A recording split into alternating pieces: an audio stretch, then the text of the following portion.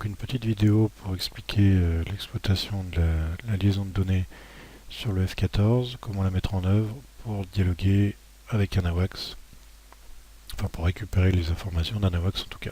Donc j'ai créé une mission très simple avec l'AWACS ici, mon F14 dans ce secteur et 3-4 aéronefs de l'autre camp, donc qui seront symbolisés par des symboles hostiles par le personnel de l'AWACS. Donc ça se passe sur ce panneau ici, sur la console de droite. Vous avez donc évidemment le fonctionnement du data link ici, avec un sélecteur à 3 positions.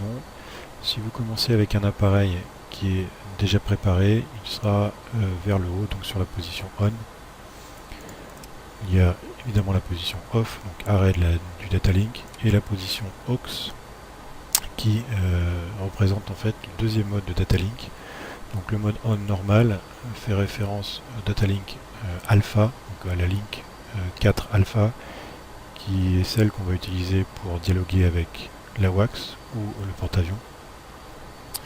Et le mode aux qui représente le link 4 Charlie, qui est utilisé pour échanger les pistes entre F14, jusqu'à 4 F14, qui peuvent chacun échanger jusqu'à 4 pistes présentes sur le TID. Donc on va rester donc en mode alpha, puisqu'on veut recevoir les pistes de l'AWACS. Et tout ce qu'on a à faire, une fois qu'elle est démarrée, c'est aller voir sur le keyboard la fréquence utilisée par l'AWACS. Donc ici j'ai mis un E3, avec une fréquence de 320,4 MHz qu'on va retransposer sur ce sélecteur. Donc vous voyez qu'il commence toujours par 300, donc le 3 est figé. Donc on va rentrer le 20.4.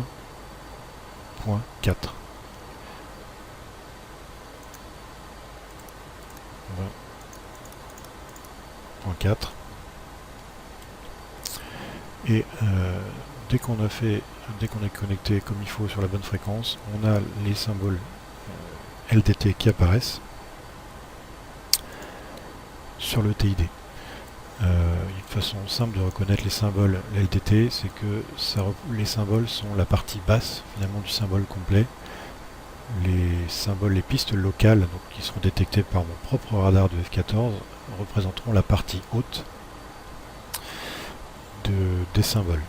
Voilà, comme ici.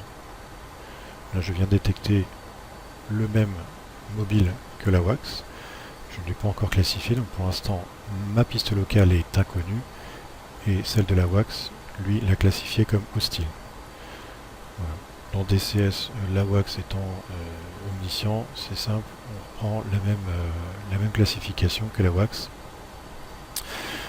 Donc, je vais aller sélectionner ma piste locale.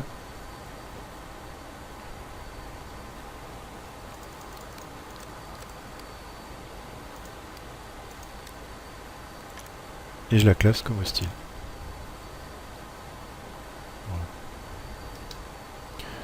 Donc je me retrouve avec un double symbole puisque j'ai ma piste locale et ma piste data link sur le même mobile. C'est tout ce qu'il y a à faire pour récupérer la situation de l'AWACS sur le TID.